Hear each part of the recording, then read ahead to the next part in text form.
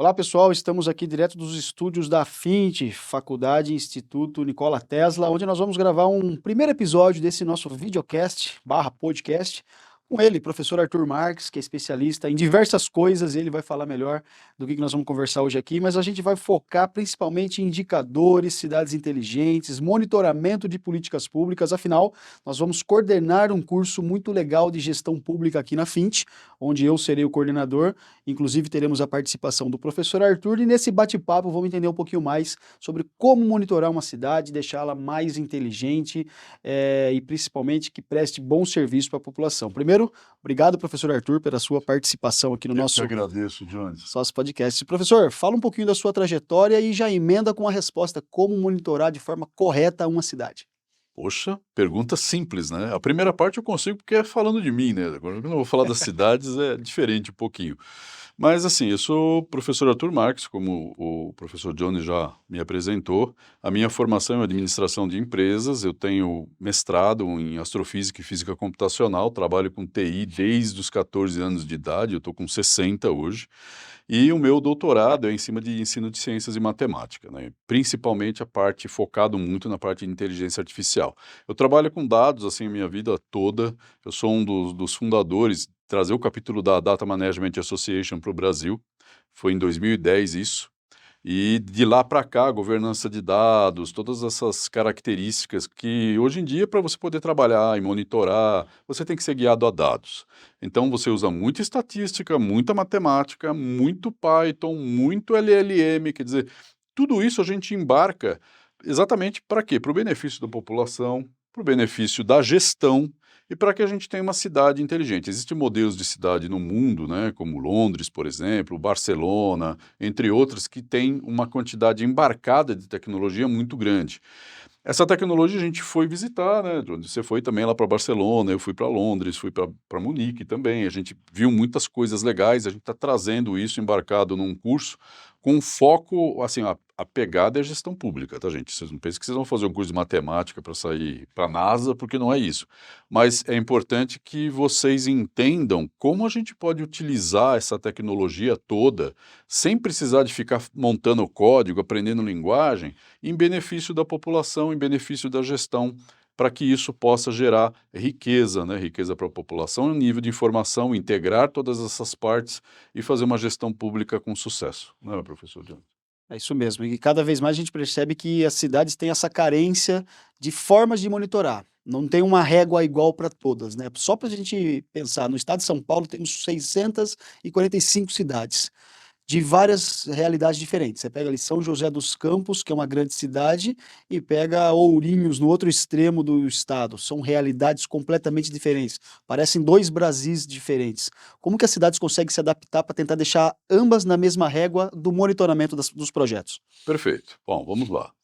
Os portes da cidade são importantes porque isso também demonstra a quantidade de verba que tem disponível para se fazer as coisas, né? Mas não interessa o porte, o que interessa é você iniciar. E para você poder iniciar, é importante que antes de sair aplicando tecnologia, né, investindo nisso, é muito importante planejamento. Tá? Por que o planejamento é importante? Porque ele vai começar a partir do pressuposto de que, bom, toda cidade tem dados, independente do tamanho da cidade. Eu preciso entender esses dados. Então a gente precisa fazer uma análise, primeiramente, do que eu tenho em mãos hoje, e a gente fala que isso é uma análise quantitativa. O que eu tenho? Ok, então tem um plano. E, gente, para fazer isso não precisa de nada. Uma planilha é o suficiente. Se você for muito pequenininho. Se você for muito grande, ok, você deve ter alguma coisa mais sofisticada ali dentro. Mas não interessa. Você precisa, a partir disso, entender os indicadores. E o que são indicadores? São mapas, na verdade, que demonstram, são guias que demonstram onde eu estou e o planejamento vai demonstrar o esforço que eu tenho que fazer nas etapas necessárias para isso, para onde eu quero chegar. Porém, tem aquele detalhe, né? Se eu não meço, eu não posso controlar nada. Então é importante a medida. E a medida, por incrível que pareça, ela não é igual para todo mundo. O indicador, a montagem do indicador, a fórmula do indicador pode ser a mesma para todo mundo. Mas da onde você vai adquirir o dado, isso muda de figura, né? E é isso que a gente vai conversar aqui, né, professor? Eu percebo que na época do Covid, que foi uma época trágica para o nosso país, para o mundo, né? Que Sem teve dúvida. aí diversos problemas. Mas eu percebo que naquela época as cidades passaram a monitorar um pouco suas políticas públicas do que tange à saúde, porque afinal todos os municípios tinham que prestar contas para o Estado de quantas pessoas estavam infectadas, Perfeito. quantas tinham infelizmente entrado em óbito, e elas tiveram que correr para se adaptar. Uhum. Pode parecer simples, mas muitas cidades não tinham uma forma de medir isso. Você não sabe quantas pessoas estão com gripe nível A, depois avança para o entubado, depois avança para um caso mais grave, de forma rápida, você não tinha essa conexão. E na pandemia acabou que todo mundo teve que se organizar. Você acha que seguindo essa mesma lógica de maturidade das cidades, que ainda é muito baixa, mas que considerando o Covid, eles tiveram esse avanço rápido. É possível avançar de forma mais rápida no monitoramento das políticas públicas na cidade, seguindo esse exemplo do Covid? Sim, mas você, professor Jones, tocou num ponto, num aspecto muito relevante, que é assim, por onde eu começo numa cidade? Gente, a saúde da população é fundamental para uma cidade saudável. Então, normalmente a gente começa a brincadeira exatamente monitorando políticas públicas, a gente começa analisando onde a população adoece, onde estão os meus posicionamentos com relação a isso. E, mais uma vez, eu não preciso de ter um sistema sofisticado para fazer isso, até porque toda vez que alguém entra numa OBS é feita uma ficha, é feito um levantamento. Você tem que ter um local onde você catalise isso, que você unifique isso e que tenha um padrão. Então, quando eu vou criar uma classificação, é muito importante que eu monte essa taxonomia de forma em que todo mundo entenda que aquilo é aquilo e todo mundo fale a mesma linguagem. E a partir disso eu pego quais são os grandes vetores, porque como há uma regionalização muito grande, eu preciso entender o que tem de doença na minha cidade. É uma cidade muito ribeirinha, então eu tenho um problema específico de saúde.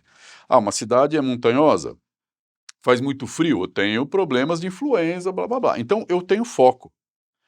A gente só consegue monitorar as coisas e entender e criar uma política de ação quando eu tenho foco. Agora, há aceleradores. Então, assim, quando a gente fala de eventos aceleradores, a gente pensa muito em tragédia, né? Então, quais foram os grandes eventos aceleradores da humanidade contemporaneamente? Vai do século XX até o século XXI. Você teve a Primeira Guerra, que foi um acelerador de tecnologia gigantesco. A Segunda Guerra, então, gente, a gente nem fala, porque a gente tem radar, tem internet, tem aí tudo que você possa, forno de micro-ondas, tudo que você imagina saiu de lá. Então foi um acelerador, morreu uma quantidade absurda de gente, o que é lamentável. Mas qual foi o outro grande acelerador que a gente teve? O evento da Covid. O evento da Covid fez com que a gente saísse literalmente fora da caixa. E nós tivemos que pensar fora da caixa. E a criatividade, ela vem exatamente, por incrível que pareça, do estresse e da pressão por uma solução das coisas. E as cidades começaram a olhar para esses aspectos, todas as cidades, as de grande porte e as de pequeníssimo porte. Se viram obrigadas a Se se viram adaptar naquele obrigados a se adaptar. E qual é a primeira coisa? Vem ao encontro daquilo que eu falei anteriormente, que é assim, eu preciso conhecer os meus números. Então você começa, tá bom, eu tenho um monte de papel aí marcando as coisas, legal, vamos tirar isso aqui e colocar numa planilha. Esse movimento que você fala, nossa, mas isso é muito básico. Mas, gente, começa com coisa simples, com o óbvio. Mapeia, atrás de um lugar que você tem um monte de papel, que tem dificuldade de acesso, para uma coisa que é mais simples, onde você tem ali listado para você trabalhar. Ok, minha cidade já faz isso, professor, o que eu vou fazer então? Legal, então vamos trabalhar com LLM, vamos trabalhar com um agente de IA, vamos construir uma base de machine learning, mas aí é sofisticação. Por isso que a gente fala, não come etapa, sabe, professor Jones? Às vezes a gente tem ideias muito boas, né, na política pública, porque a gente quer fazer isso, quer fazer aquilo, mas você quer dar um salto muito grande. Então a ambição é importante, porque ela traz progresso, mas você tem que estruturar isso e você tem que fazer aquilo que a gente fala em inglês, é um ramp-up. Você tem que criar uma escada para você poder pegar esses degraus e ter firmeza. Porque, às vezes, você acaba quebrando no sentido de, eu não consegui fazer o que eu queria. E isso gera ruído, né, professor? Exato. E você falou uma palavra, duas palavras muito importantes, que é plano de ação. Uma vez que você tem os dados, esses dados entraram por algum local, passaram ali por um cano e chegaram do outro lado para que alguém tome uma decisão e execute um plano de ação. Perfeito. Qual o papel da capacitação para que esse indivíduo consiga tomar um plano de ação com base numa decisão que chegou através dos dados? É preciso qualificar essa pessoa para que ele saiba olhar aquele gráfico. Qual o papel da qualificação nisso? O papel da qualificação ele é tão importante ou mais importante que simplesmente você fazer o planejamento. É o papel da análise crítica, né? O papel da análise crítica ele faz o seguinte: ok, eu sei que eu tenho isso. O que eu posso fazer com isso? Né? Não adianta você colocar isso para uma. O pessoal tem feito muito isso, tá? Então a gente tem que citar essas coisas. Não adianta você pegar essa entrada e jogar numa LLM, no GPT da vida, vamos colocar assim, porque ele não vai te dar a resposta que você imagina. GPTs, assim, os LLMs, esses modelos largos de linguagem, grandes de linguagem, eles foram feitos para serem tagarelas, tá? Então eles vão falar muito para você, muita coisa. E como isso usa a linguagem humana, você vai acabar sendo convencido de fazer uma coisa errada que não tem cabimento nenhum. Então é importante que você tenha uma função crítica sua, autônoma, tá? E para isso você precisa entender aquele dado, saber aonde está acontecendo aquilo, e mais do que isso, tá, professor Jones? Nós precisamos de colaboração. A gente não pensa sozinho, gente. Não existe mais isso. A gente precisa tramar, chamar as pessoas, conversar multi-especialidades, porque cada um sabe exatamente o que está acontecendo. E tudo isso gera indagações, hipóteses. E essas hipóteses, a gente, quando coloca na banca para discutir, elas acabam virando verbos, ou seja, ações. Essas ações, no tempo, elas têm que ser medidas, e aí é que entra, mais uma vez, a parte do indicador. Se eu não meço uma ação no tempo, eu não sei se eu estou indo para frente, se eu estou indo para trás, ou se eu estou parado. E a população sabe disso. Porque apesar dela não conhecer nada do que está acontecendo, ela sente o efeito disso. Então, quando você monta a ação, o intuito é: quais são os passos necessários para eu atingir o objetivo e ter o efeito que eu preciso para melhorar alguma coisa ou para resolver alguma coisa? E isso a gente faz coletivamente, tá, gente? Não é tipo assim, ó, eu sentei hoje de manhã, eu levantei com uma ideia muito boa, coloquei no papel, vamos sair fazendo. Não, porque tudo que envolve, e aí gestão pública, gente, é público. Tudo que envolve pessoas, e essas pessoas estão num território, é sine qua non que eu pense no que vai acontecer. Tem um caso icônico que não tem nada a ver com a parte pública, mas que a gente pode colocar aqui, porque está acontecendo nesse momento, um grande sistema, um grande software, um grande negócio, né, do setor hoteleiro. Você até vai saber do que a gente está falando aqui, mas eu não vou abrir o nome, obviamente. Vocês também pensem aí um pouquinho que vocês já vão descobrir rapidinho. Eles criaram um modelo de negócio absurdamente bem feito. Muito, muito, muito sucesso, escalável em nível planetário. O problema é que eles não pensaram nos efeitos da população e do território com relação à valorização ou desvalorização das propriedades daquelas pessoas ali dentro. Isso causou um alvoroço, está causando um alvoroço no planeta, né? Onde você tem cidades como a que você visitou, por exemplo, que simplesmente proibiram os caras de estar lá dentro. Tá? Então, se isso está acontecendo com uma empresa do setor privado que tem abrangência mundial, você imagina isso numa prefeitura, né? O que você está pensando, né?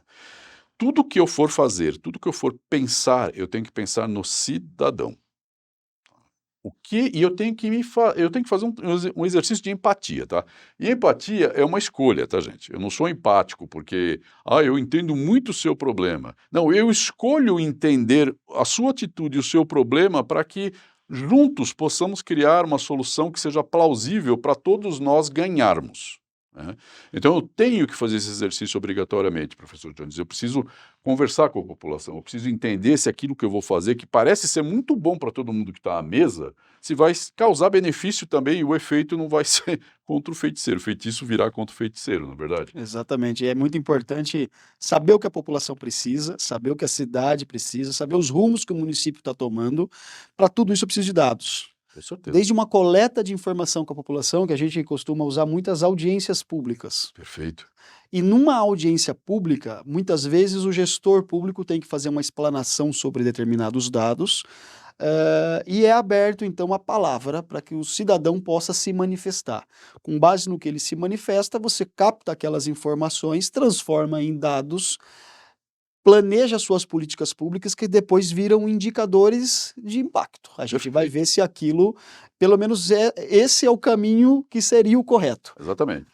Mas eu queria perguntar para você, professor, o papel do líder nessa, Ok. né? Sejam empresas privadas, que tem lá o CEO, imagina lá o cara que está no Uhum. topo da pirâmide, lá o presidente da instituição, ou no município é o prefeito. Perfeito. Correto? O prefeito é que tem que coordenar se as políticas públicas do seu plano de governo, do seu plano plurianual, estão sendo executadas conforme o que ele prometeu na campanha. Perfeito. Quando ele é eleito numa plataforma, né? Ele fala: olha, vou melhorar a saúde construindo 3 hospitais novos, vou melhorar a saúde ampliando o número de leitos. Vejam, esses 2 pequenos exemplos que eu trago têm números atrás. 3 novos hospitais ampliando o número de leitos em 20%, né? Mas eu preciso de uma liderança para coordenar tudo isso. Esse líder é fundamental para conduzir os técnicos ali, os servidores das pastas, o secretário de Perfeito. saúde, o secretário de educação, os diretores, os servidores de geral. Me conta um pouquinho, na sua opinião, qual é o papel da liderança na coordenação desse monitoramento das políticas públicas? Perfeito. Existe um circuito que você montou com muita propriedade aí, né? Primeiro, eu preciso coletar dados. Ok, coletei os dados. Esses dados, eles estão atinentes ou são pertencentes, eu tenho que dar um propósito, tá? Então, esse dado tem propósito porque eu tenho um plano de governo que veio antes, na época da eleição, que agora vai ser executado, e eu preciso de um plano de ação vinculado a isso. Eu preciso saber a distância daquilo que existe entre esse plano de governo e o plano de ação que eu bolei, e eu tenho indicadores no meio do caminho. Mas você tem uma pessoa que é o encarregado geral dessa brincadeira toda, né, com o sentido da palavra, que é o prefeito. E o prefeito, gente, acima de tudo, ele não é só administrativo, mas ele também é político com relação às coisas. Então eu preciso de ter um bom contador de história com dados, é a primeira coisa. Eu entendo o dado, eu preciso saber contar a história com relação àquele dado, porque a estatística, gente, tem um autor, eu não consigo me lembrar o nome de cara aqui, mas ele diz uma coisa muito importante: estatística é política com números, ok? Isso significa que aquele dado que eu possuo pode ser muito bom se eu souber explorar o que eu tenho que falar a respeito dele, e pode ser muito ruim se eu não souber explorar o que ele tem para contar. E a função do prefeito é exatamente contar na vitória e na derrota. Dependendo da história que você conta, você pode virar herói mesmo você tendo perdido a guerra, tá? E dependendo da história que você conta, você pode virar simplesmente um ícone dentro daquela região, exatamente porque você conseguiu transubstanciar aquilo que está mostrando no dado e aquilo que está mostrando na execução, né, como uma vitória de uma forma geral. Por que eu estou falando isso? Porque assim, bom, se eu planejei que eu vou fazer, vamos supor, 3 hospitais, mas eu só consegui fazer 2. Bom, você parte do seguinte pressuposto: mantidas as condições ideais, né, e tudo dentro da normalidade, alguma coisa aconteceu que me impediu de construir o terceiro hospital. Pode ser que aconteceu uma crise na cidade, uma crise sanitária, uma crise epidemiológica, alguma coisa aconteceu. Financeira? Financeira, né, diminuiu a arrecadação. Gente, há flutuações. Às vezes uma empresa muito grande que está na cidade recolhendo uma quantidade absurda de impostos e fazendo a máquina girar, de repente ela resolveu ir para outro município porque as vantagens fiscais são melhores. E aí você perde a arrecadação. O que você faz? O que você faz quando você, de repente, passa por um financiamento, você está constituindo uma família, de repente acontece alguma coisa? Você tem uma reserva para queimar, mas essa reserva não vai durar para sempre. Você tem que buscar mais coisas, você tem que buscar emprego, você tem que adequar a sua economia, você tem que melhorar a sua condição de vida. E aí todo mundo entra na dança, vamos colocar assim. Então é importante o quê? O planejamento precisa ser seguido, absurdamente controlado, mas assim, persecutoriamente controlado. E as justificativas, professor Jones, elas são importantes porque é a cara do prefeito, ok? Ele representa o governo. Então você tem o secretário de finanças, você tem o secretário da saúde, você tem um monte de secretários, todos eles estão articulados com relação a produzir o resultado para seguir o plano do governo, para o plano de ação poder funcionar. Mas no meio do caminho, como na vida, acontecem coisas. Então, você tem que estar preparado, você tem que ter senso crítico e agir rápido a partir dos dados que você tem. Por isso que é importante, e não interessa o porte da cidade, tenha os dados e se capacite. Se capacite no sentido de interpretar os dados e de entender por que as coisas dão certo e por que as coisas dão errado. Com isso, no topo dessa pirâmide, que é sustentada por todos os servidores, existe o representante maior disso. E esse representante ele precisa estar ciente e consciente.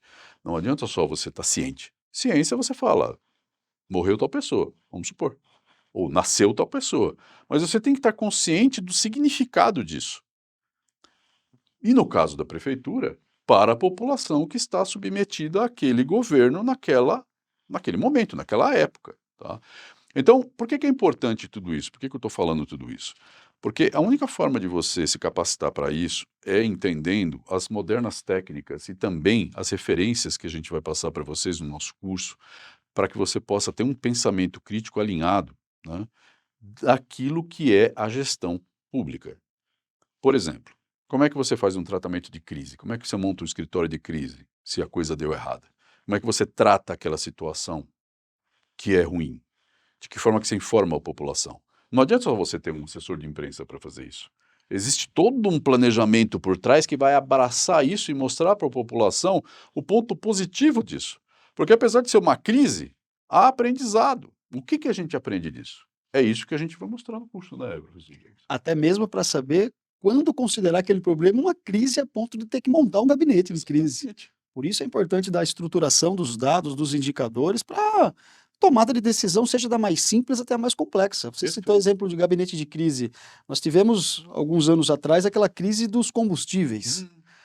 Como saber o momento exato de pedir ajuda lá para a petrolífera da outra cidade, para a gente fazer uma ação específica para que os caminhões cheguem até lá, retornem para a nossa cidade para abastecer o combustível das ambulâncias, porque ia, infelizmente, causar ainda mais problema na saúde Com pública. certeza. Veja que loucura.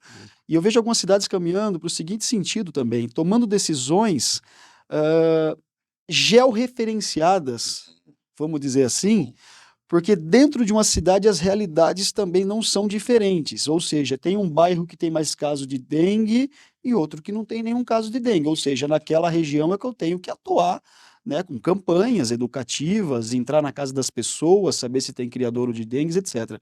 Quando eu estava de secretário de Governo e Finanças em Jundiaí, nós fizemos uma ação muito bacana, que era de levar mais esportes para um bairro que tem mais idosos, porque ali tinha um índice alto de diabéticos.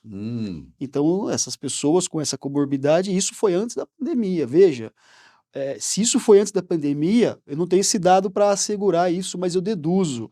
Eu deduzo porque aquele bairro não teve tantos casos de óbitos de Covid. Olha só. Porque foi feito um trabalho anterior, sem que a gente soubesse que teríamos uma pandemia, que tratou dessas pessoas que são mais idosas, com esporte, com atividade de lazer e etc. E elas passaram a fazer parte disso, diminuindo os indicadores de diabéticos, e que oportunamente, quando chegou, infelizmente, a pandemia lá em 20, não teve tantos casos assim naquela região. Tivemos em outras. Perfeito. Nós criamos um BI na prefeitura que mostrava efetivamente onde tinha determinadas quantidades de infectados e de óbitos, e você conseguia navegando entre as camadas, só que isso foi feito em questão de semanas, por causa da necessidade. Se aquele bairro tem mais casos, ou seja, não vou até lá, vou mandar a equipe de saúde, vou fazer mais proteção. Então veja como é interessante também o uso de dados de forma espacializada num determinado Sim. município, né? Então, para a gente já ir caminhando para a nossa conclusão desse bate-papo super legal sobre indicadores, Com dados, certeza. deixe suas considerações finais, mas agora voltando para essa questão espacial. Legal.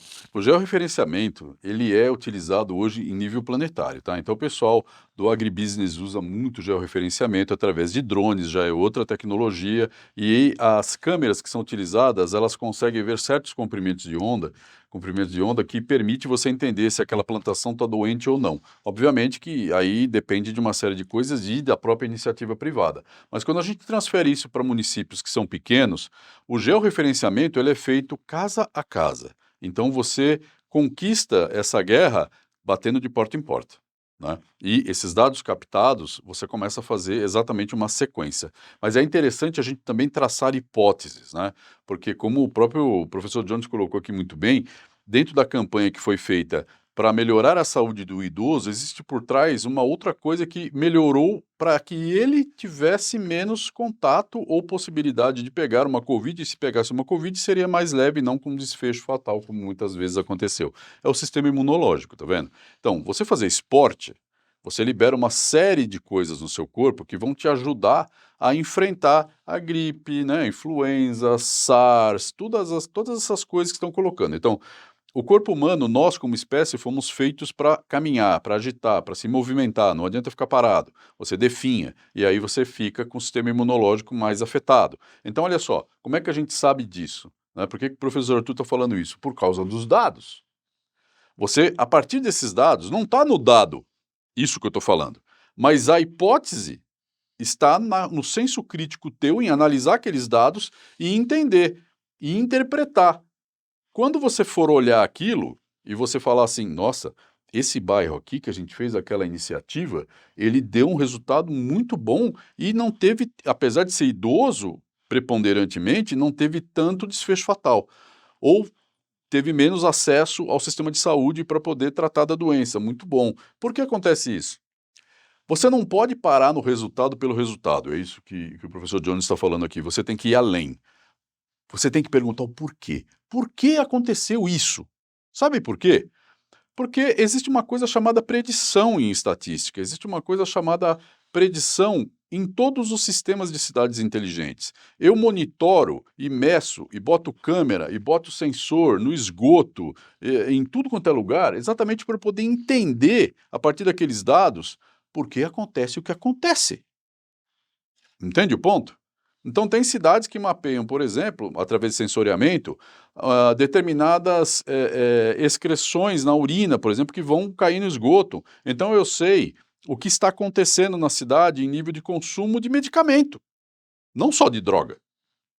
Eu sei a qualidade da água que está envolvida nisso. Mas aquilo é um dado seco, bruto. O que eu faço a partir dele? Eu traço hipóteses e eu testo. Então, entra uma coisa de startup nessa pegada, sabe? Que é assim, eu faço, testo rápido, e se não deu certo, eu pivoto. Testo rápido e pivoto. E vou tendo o bom senso, que é muito importante, de eu consultar a população sempre. Como é que você faz isso hoje em dia? Gente, você tem um monte de rede social. Você tem um monte de sistemas de Telegram, WhatsApp, você tem um monte de coisa que você pode fazer isso. A população está ali falando. E é autêntica aquela fala, não é só alguém plantando uma notícia ruim para tentar difamar um governo ou alguma coisa do gênero. Está acontecendo ali. Então você tem que, a partir desses dados, junto com o que você tem, traçar o plano de ação.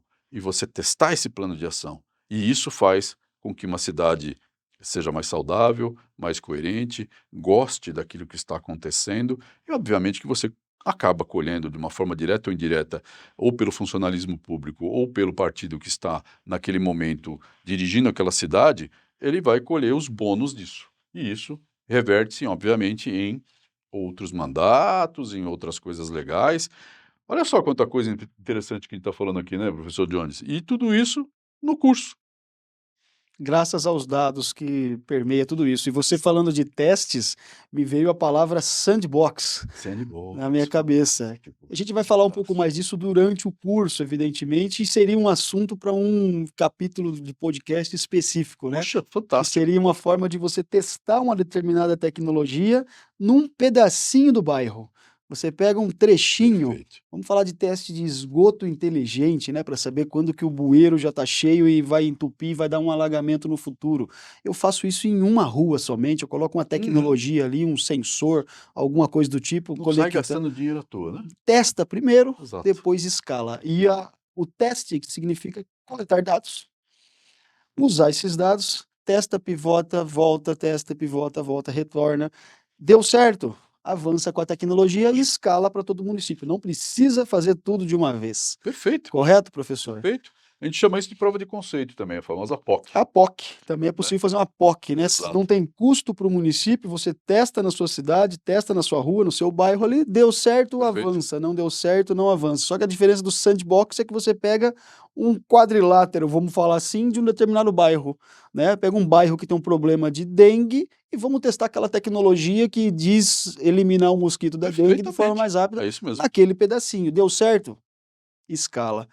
Professor Arthur, muito obrigado pela sua Eu participação. agradeço a É um oportunidade. podcast rápido, objetivo. O professor continua à disposição aí de vocês. Será um dos nossos professores aqui do curso de Gestão Pública da FINT. Espero que vocês tenham gostado desse bate-papo sobre dados, indicadores, estatísticas e nos vemos nos próximos episódios com outros professores, com outros assuntos de extrema relevância para a nossa sociedade. Muito obrigado mais uma vez, fiquem com Deus e até a próxima. Até a próxima, gente. Vejo vocês no curso, hein?